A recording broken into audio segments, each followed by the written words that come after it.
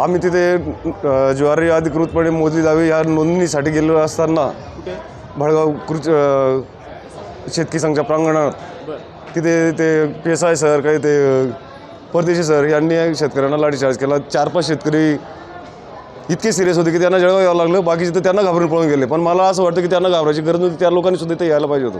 हा प्रसंग नेमका कसा काढला, काय झालं? गर्दी होती, त्यांनी आम्हाला सांगितलं की बाजूला व्हा, रस्ता मोकळा करा, आपण टोकन वाटतोय।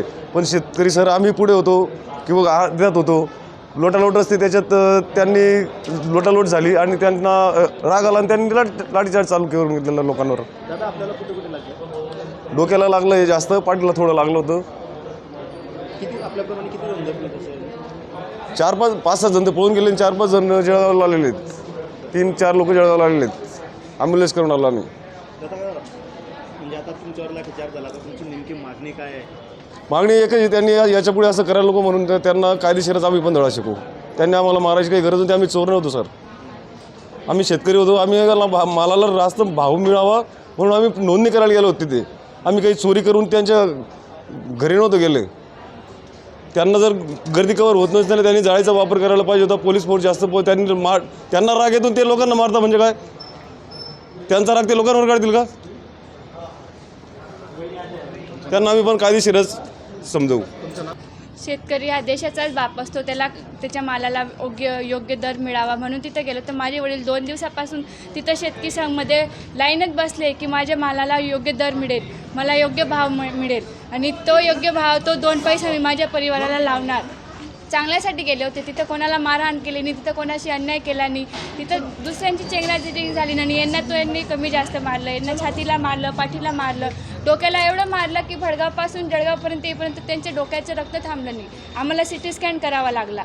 मेडिसिन ते सकाळपासून उपाशी पोटी आहेत, ते त्यांच्या चांगल्यासाठी गेले होते, ते थोडी ना कोणाचं नुकसान करत होते। पोलिसांचं एवढं कर्तव्य असतं की त्यांनी जनतेची रक्षा करायला पाहिजे।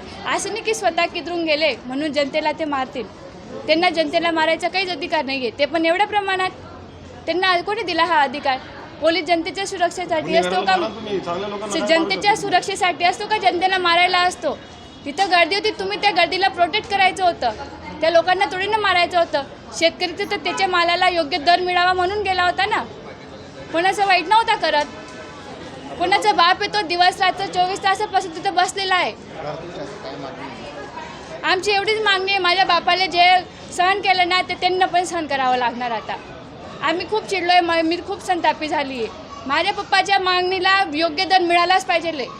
माझे पप्पा जे 2 दिवसापासून ज्या कामासाठी तिथं होते ना, त्यांची नाव नोंदणी झालीच पाहिजे, त्यांचं नाव सिलेक्ट झालंच पाहिजे आता।